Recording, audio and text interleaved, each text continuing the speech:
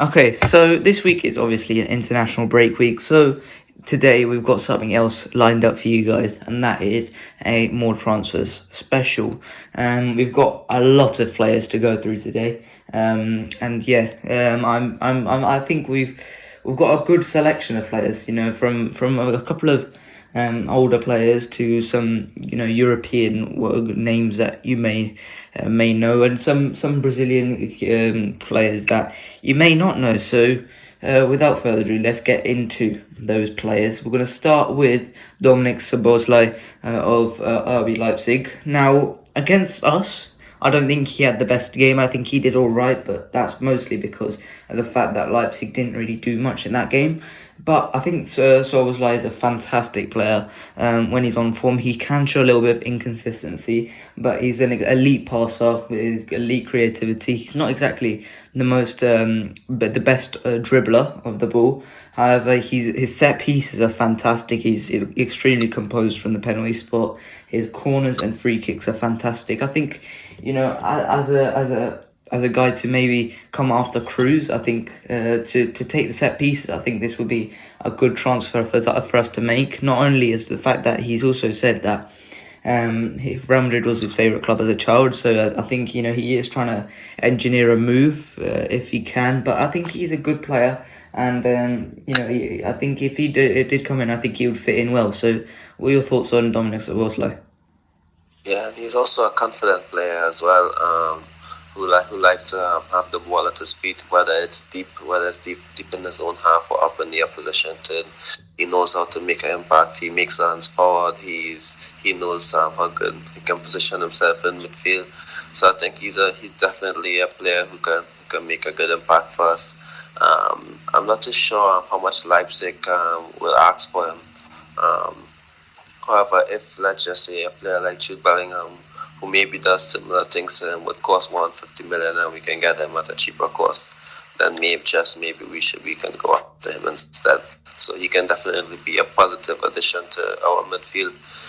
Let's remember that you might need another midfielder in maybe this season, or at the end of the season, or at the end of next season, according to what happens with Cruz and Modric. So this is a player we should definitely keep an eye out for. Yeah. Okay. Next up, we have Alex Baena of Villarreal. I did write a scout report and on many of these players actually. So all of those links will be down in the description. Just go click on them, and we will be. You'll be onto my Twitter page where I scout reported on some of these players, but. With Alex Baena, I think he's been very good this season so far. Not been a regular starter for Villarreal. However, in the Conference League and in La Liga, he scored 3 goals this season, and he has looked very, very good when he's come off the bench and started in the Conference League. So I think he's been a solid player. He plays off the left-hand side, but he isn't exactly the quickest. And he doesn't exactly have the best physical nature to his game. However, he is incredibly smart with his movements in and around the box. He plays off the striker and gets into really awkward positions for the defenders to deal with, and I think that's why he often finds himself in a place to score. So I think Alex Baena he's a good player, and if we need a score option, if we just need to boost some numbers up top, I think he could be a useful player who could score goals and provide assists. So what are your thoughts on Alex Baena? Yeah, well, I've seen him play a few times, and he's definitely a good player who has stepped up in La Liga. And I've seen him play a couple of times this season as well. And of course, he seems really confident as well, and he seems like one of the most important players at this time.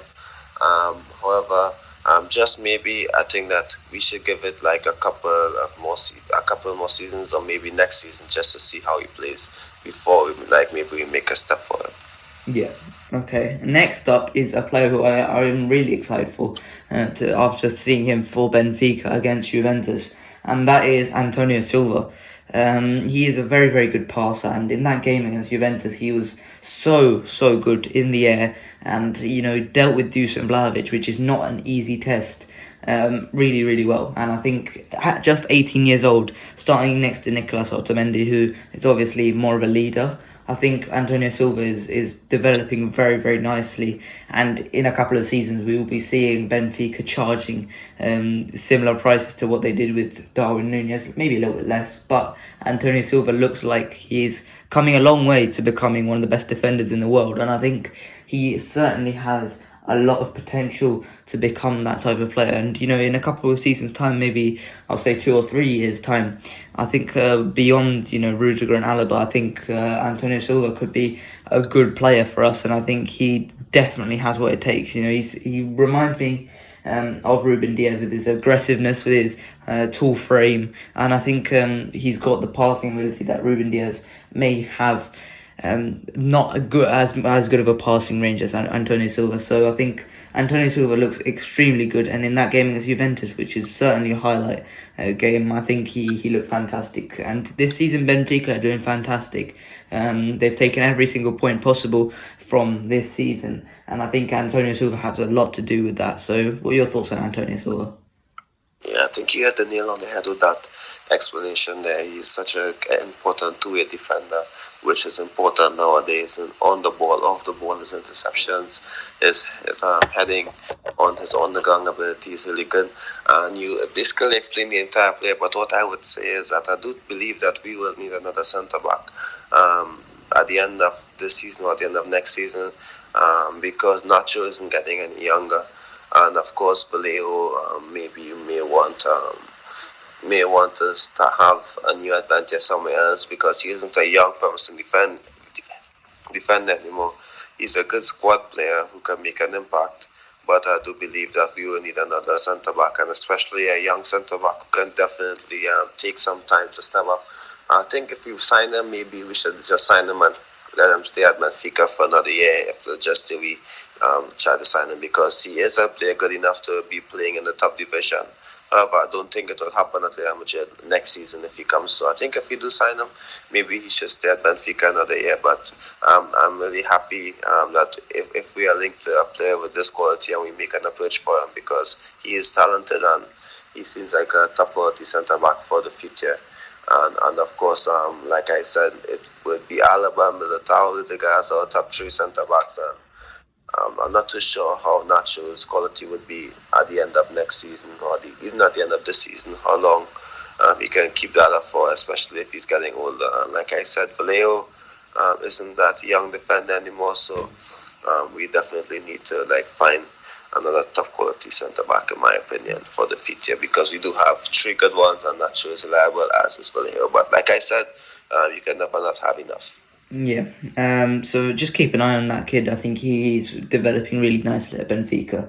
Next up is a 16-year-old, actually the second 16-year-old on this list, and Rooney Bargi of Copenhagen in Denmark is really, really exciting. He's been touted so highly in Denmark, and he's a Swedish right winger of Kuwaiti second nationality. He's an incredible dribbler, and I think that's exactly his main attribute. He reminds me a bit of Ryan Cherky when he was originally hyped up. I think that's what Rooney Bargi feels like. If he's quite small, small frame, but I think he is a bit like Ryan Cherky, and I think he looks really good on the ball. Obviously, he hasn't made too many first team appearances. I'm not sure exactly how many, but obviously that does limit our reports on him, but I think he looks really, really good from what I've seen of him on the clips on YouTube. So what are your thoughts on Rooney Bargi?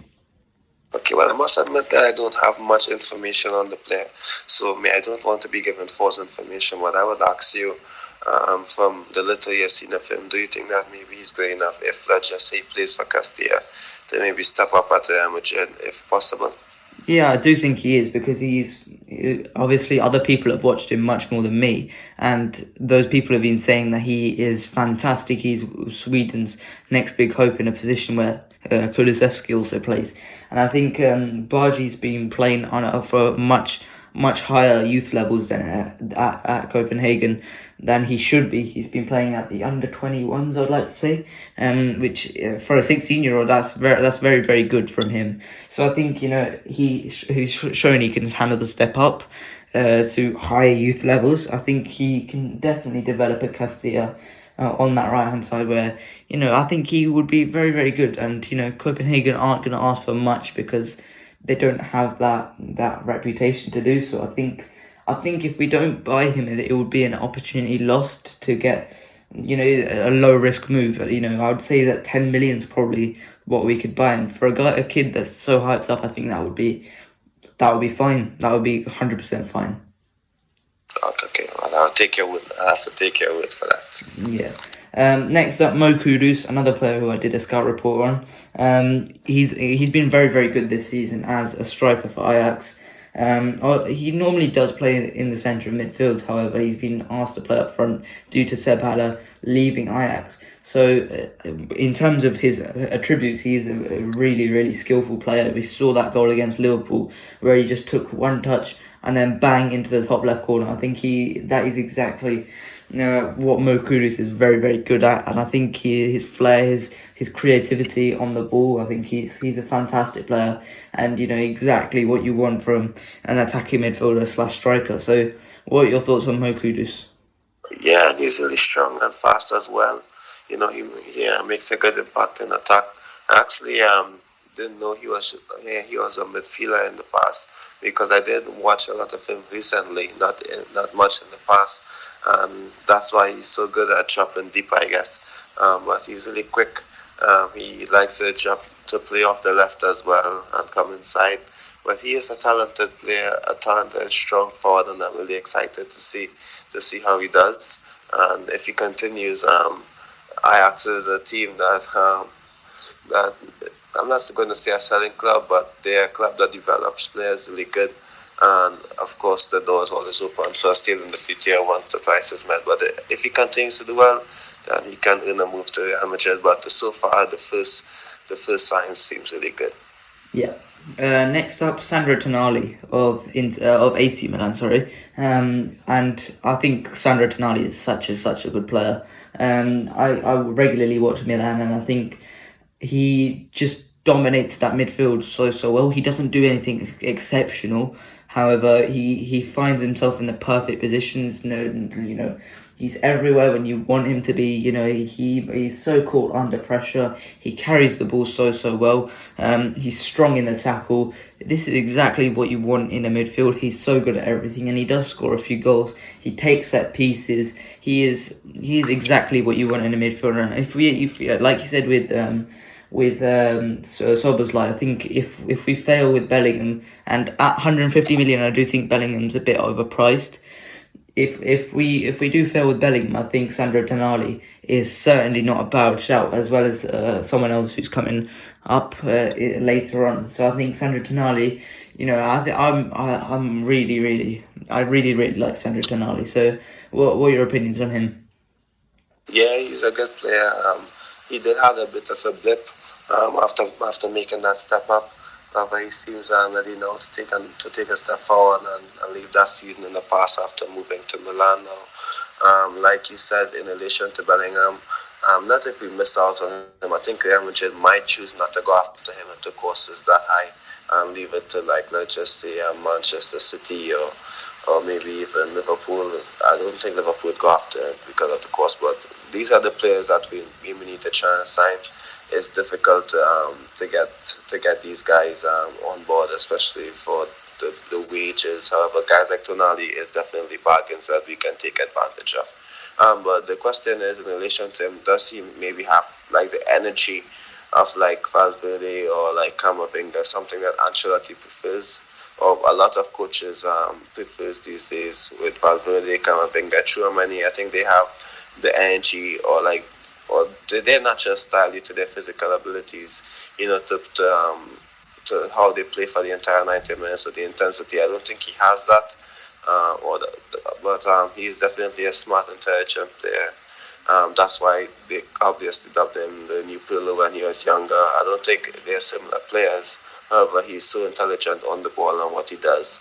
However, he can definitely be a good player because, let's be honest, Toni Kroos isn't the player who will dominate the game physically, but of course with intelligence and good technique and passing. So he would definitely be a good a good addition. And let's be honest, you don't always need like player who can dominate physically as well. They definitely need to be like a mix to have that good midfield chemistry. So yeah, he can definitely be a good player in maybe 2 years, 1 year, who we can add into the team as well.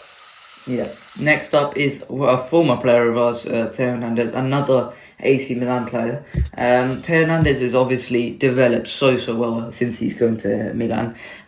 He's developed into, in my opinion, the best left back in the world. He is so good going forward. His progressive dribbling is so good. He strides past people like it's nothing, and it's just he creates so many chances just by him just dribbling forward, by him taking huge strides forward. He creates chance after chance after chance. His relationship with Rafael could be, emulated with Vinicius Junior. I think it just looks fantastic. This is no disrespect on Ferland Mendy, because I think he is the most underrated player on our team, and he's heavily disrespected by the Madrid fan base. But I think that Teo Hernandez going forward, he could be such a weapon for us.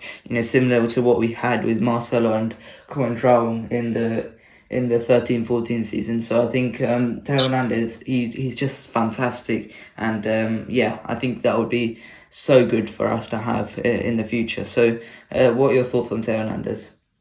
Yeah, when I think of Teo Hernandez, I do remember Hakimi as well, because they are players that left Madrid maybe at similar times, then went on to Italy to staff for their respective teams on opposite flanks.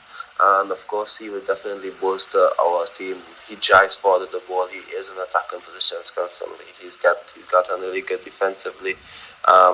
It's a bit upsetting that we didn't have the opportunity to see him play and develop as much as we would have liked, because we just sold him for just 20 million. It isn't like Hakimi where we got at least 50 or where we got at least 40, which isn't much for him. But I do believe that he can definitely return and make an impact. However, I just do think that the club might focus on signings elsewhere, like for example the Bellingham signing, or a midfielder or another forward in the future. So he'll definitely be a good player, but I think that Milan might also want a bit too much for him. He's worth a lot. Let's be honest, but Milan would want full value for him, which is normal, because he's one of their best players, if not their best player, and their most impactful player, especially at left back, which is really good. He would definitely make a good impact. I'm seeing that Alaba could be the left back, Mendy could be the left back. Mendy doesn't have his attacking qualities, but we respect him for what he does on the other side of the pitch, and he is improving on the other side as well. Alaba wants to play centre back, and he is getting on an age. I think he's going to be 30, which isn't old, and he still has the energy. However, I don't think that's something that Alaba might want to do at this stage of his career. So if we have Teo Hernandez, he can make one of our best left backs in history if he signs at this age and plays for even 5 years to 10 years. That would be good. Let's be honest, there are guys like Fran Garcia, Miguel Gutierrez, and of course Sergio Aguilon. He's at Atletico Madrid on loan now. I think, I'm not too sure if it's loan or permanent, but these are all former Castilla guys who Madrid fans would have loved to have back. But I think Teo Hernandez is better than them all in terms of a future left back position. So I would love to see maybe Hernandez in the team if we can afford him and if it's realistic. Yeah. Next up is Roberto Firmino. I think Firmino he's out of contract next season.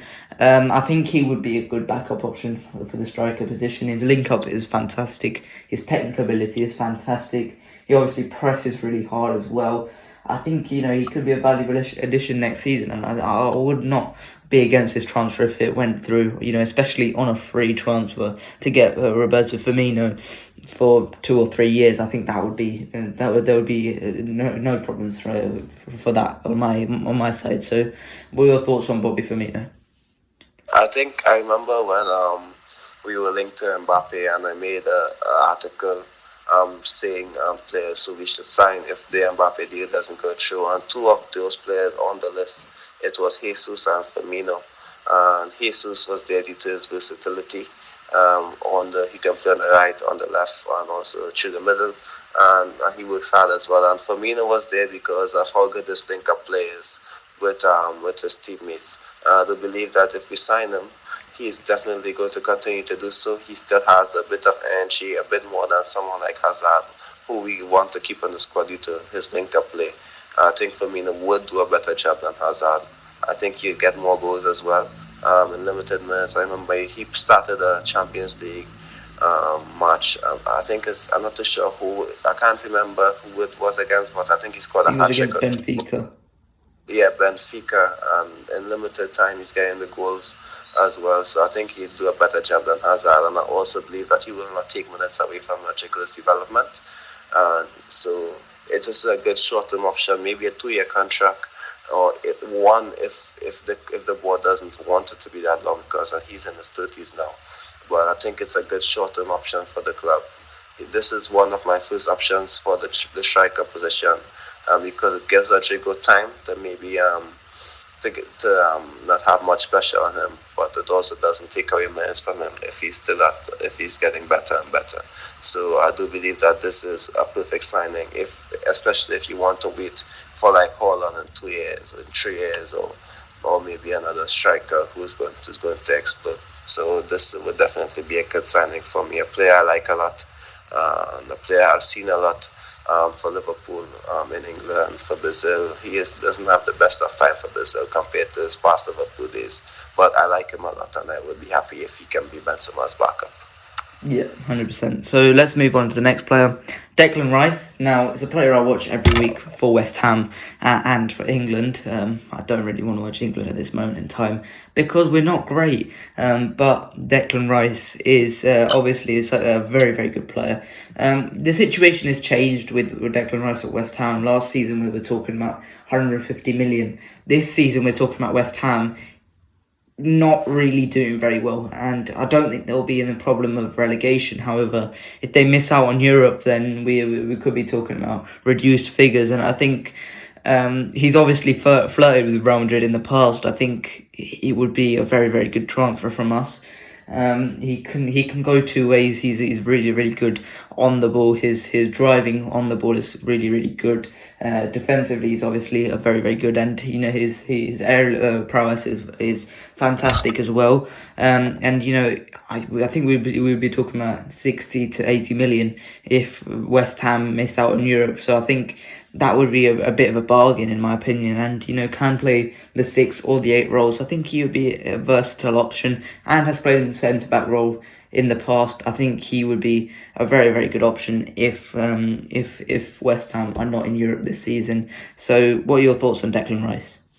Yeah, and of course, West Ham would obviously prefer to sell him to a club like Real Madrid over another team in England. I assume that all of the other rivals, so like Manchester United or Chelsea, etc., I do believe that they might just want to sell him somewhere else if it's possible. I remember I was saying that Valverde is a player who is on his level. I think Valverde is better now, but last season I was saying that Valverde was on his level, and Declan Rice obviously had more, let's just say, a bigger European, obviously, knowledge. Normal football fans had more knowledge on Rice because of how good he was playing in West Ham, and that's normal because he was really good and he is really good. And however, I assume that he would have locked Valverde's spot every time that we were linked with him. However, Valverde is now taking up a more attacking role, which is really good. So we can definitely afford to sign him. I do believe that he's a versatile player who can feature as a box-to-box midfielder. And even like when we are chasing games, Real Madrid normally let's just say move to a back three and the full backs are high up the pitch, or sometimes their centre backs push up. And a player like Declan Rice can thrive in these kind of matches, due to his versatility. So that's really good. I do believe that Valverde is better than him now. So of course, any move, it's not like a big necessity. So I don't think that we should spend big on him, but he would definitely be a good option. And maybe if how we are in another league, La Liga, we can maybe get him for a cheaper cost if Real Madrid do decide to chase him. Yeah, 100%. Next up, Nicola Barella.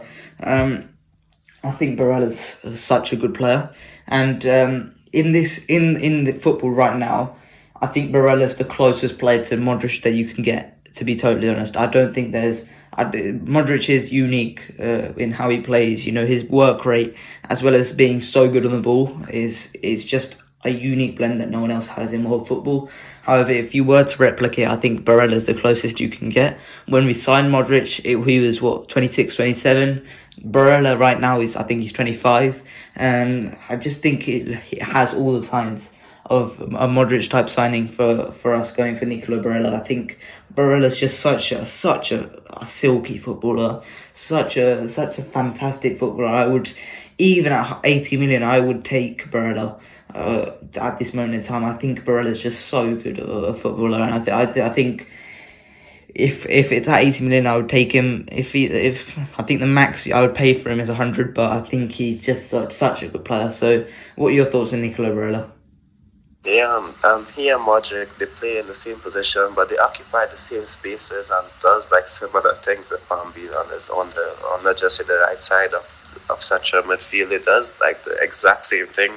And when I look at him play, the skills he has, the tricks he does, how he evades his opponents, it's really similar to Modric. This isn't like an exaggeration. Of course, Modric is unique, and of course they're not the same player, but it's a bit similar. Some of the things that they do. So he would definitely be a quality option to like replace Modric. I have a question for you. Did he sign a long-term contract at Inter Milan at the end of the season or last at the end of the 2021 or 2021 or 21-22? I don't think so because Inter Milan obviously had the financial problems back then. So I don't think he would have locked himself into a contract. But then again, it does ring a bell in my head that he did sign a contract. I'm not 100% sure with that. Yeah, because I know Inter was demanding a lot of money for him when they wanted to sell a player to get funds in. So I'm not too sure exactly. I didn't get that information, but however, this is a player I know a lot. And if we can sign him for a bargain, I think 60 million would be a big bargain, 70 million a bargain, 80 million would be good, but would be a good buy. 100 million might be a bit too much. However, would be a good player. You know, these days you have to spend money to get quality. But however, you have to spend it carefully. I do believe that he is someone who is worth the money. Yeah, I just checked. He did sign the contract in 2021. That was when he signed on a permanent for Inter. Okay, I understand. Well, that's going to be a bit tricky to get him out, but it's definitely something we can monitor. And it's not like a much experience. Next season, we hope we can stay another year. Yeah. So let's see what happens. Yeah, and let's move on to some of the Brazilian boys that we have in this, and there's four of these. First of all, Endrick. Just an update on Endrick. There's been a little bit of an issue with Endrick for La Liga clubs because of the fact that there is a tax and 10% of his transfer fee won't go to Palmeiras if he goes to a La Liga club. I don't see that as a problem because I do think that Florentino Perez, if he really wants Endrick, he'll just pay the extra 10%. But you know that could be a little bit of a roadblock in us signing Endrick, and I do think this is a player we can't miss out on, in my opinion. I did write a scouting report on Endrick, so go check that out. But yeah, what are your thoughts on Endrick and this contract issue? Yeah, like you said, if Perez wants him, he's going to pay the additional amount because he did spend big on Vinicius and Rodrigo. However, it was way less than the asking price for Endrick, which is obviously a risk, of course, because you never know what can happen. But like you said in the last podcast, and like everyone knows, I've watched a lot of stories on him, not just how good he can play and watching his talent, but of course what he went through to be at this level and how hard he worked. He's always working hard. I'm seeing a lot of reliable Brazilian sources saying that he's a hard worker. He's focused on his game, ready to take that next step forward. You did say on the last podcast that he could be one of Brazil's best players, which is definitely not just you alone saying. There's so many guys that are saying that. Not just phony guys who knows nothing more about football, but and just any video you watch on the guy, any documentary, any story, any headline on him, he's so good. There's always something positive about him. So without mentioning his talent, I believe that he is going to be a good Real Madrid player if he signs. But I really hope that we can sign him because I think he's better than all of the other options, and he's not even 18, so that's really good. Yeah, and one last thing before we move on, I think he made his appearance for Palmeiras last week, I think, and yeah, he's already being hailed up like young Neymar was for Santos. So I think Enrique is a generational talent, in my opinion. I just think we cannot miss out on him. Another player who I wrote a scout report on, I've done quite a lot of work in the last few weeks, Vitor Roque of Atletico Paranaense. Not as good as Endrick, but that's certainly not an insult. And Vitor Roque, he looks very, very good so far for Paranaense, and he made a move from Cruzeiro for £5 million last summer, and he looks very, very good. 4 goals, 1 assist in the Brasileiro, but I think his best performance came against Estudiantes in the second leg of the quarterfinal in the Copa Libertadores. I'm pretty sure that was where he got them through in the 96th minute. He scored an absolute banger from the outside the box.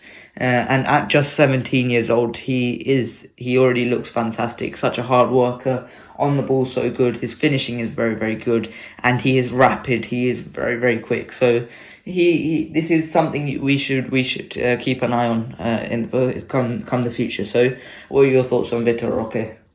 Yeah, I've seen a bit of him. He does look like a decent player. He does look like a guy who can definitely make an impact in football, and let's just say the Champions League, on European nights, and big leagues. So I think for him, it's not like the Endrick situation, like you said. I think that he might just need like a move to Ajax, or like just maybe Benfica or one of those lesser clubs before like he gets a bigger move. I think that it is maybe a bit more realistic approach for his career, in my opinion. Yeah, he's certainly not the superstar that Hendrick looks like he could be. So I think 100% like Benfica, Porto, Ajax, like one of those clubs would be perfect for Vitor Roque, and just to take that step up, maybe even into a top 5 league, maybe a club like Atleti, or I'm not saying Atleti because they'll probably just ruin him. But let's move on. Mateus Nascimento of Botafogo in Brazil again, 18 years old, and I put the similarity to Benjamin Šeško, not in the way that they play, but in the way that they're both very, very good at pretty much everything that you need in a striker. And that's good at 18 years old. If we get our hands on him, we can turn him into whatever we want him to become, because he is very, very good at everything he does. He's quite tall, he's good in the link up, he's quite quick, and he's good at finishing. I think Nascimento could be a very, very good player. He hasn't exactly been a regular for Botafogo, but that's more because of his age. I 100% see Nascimento doing well, and ultimately, I do think once again, like Vitor Roque, like you said, Vitor Roque, a smaller club, a lesser club move would be best for Nascimento. So, what are your thoughts on him? Yeah, he seems good from what I've seen of him. He's good in picking up these attacking positions and scoring as well, which is also important for an 18-year-old. I'm not too sure if he turned 18, but when I first got introduced to him, he was 17, so I'm not too sure if he turned 18. But he is a good player, good talented player. He's quite similar to Ika Bravo, as per some of the scouting reports that I've seen when I started knowing him. I think when we signed Ika Bravo, he came as one of the other options that is linked to us. So if you have an idea how Ika Bravo plays, a skillful forward who's good on the ball, who likes to dribble and get into spaces, I think that he is a guy you should definitely look into. Yeah, 100%. And the last player on the list, João Gomes of Flamengo. Now, this guy's slightly older, 21 years old, but he is a bit more of a regular for Flamengo. Liverpool have been really interested in him, really interested in him, and ultimately if it does come down to a bidding where I do think Liverpool need him more than us, so they will probably go in for him heavier, but I do think that João Gomes looks a very good player, more of a deep line playmaker type player in this defensive midfield, very good tempo controller. I think he can be a solid player in a top 5 league come the future, and I do think, I don't think it's worth us buying him yet. Maybe we buy him and it turns out like Casemiro. I don't think so. That will happen, but I think he's a solid player, and I don't think he'll cost as much as the 3 I mentioned previously. So I think in that case, I think he would be a solid player for us to buy. So what are your thoughts on Joao Gomez? Okay, well, I've seen a bit of him. I know that of Liverpool's interest. I would definitely take your word for your analysis, because you would have a big idea on the player. So I would definitely take your word in relation to that. Yeah. Okay, so that is it for this week's podcast. Obviously, no match this weekend. Next week we'll be back with a game against Osasuna, I'd like to see.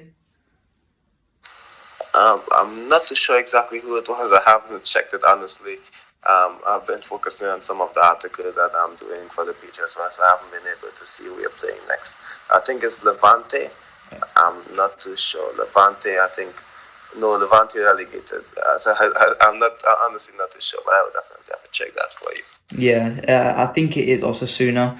But yeah, next week we'll be back with a preview on next Sunday. So join us for that. But that is it for this week's Los Blancos podcast. I hope you guys enjoyed. Please like and subscribe, and I'll see you guys later. Bye bye.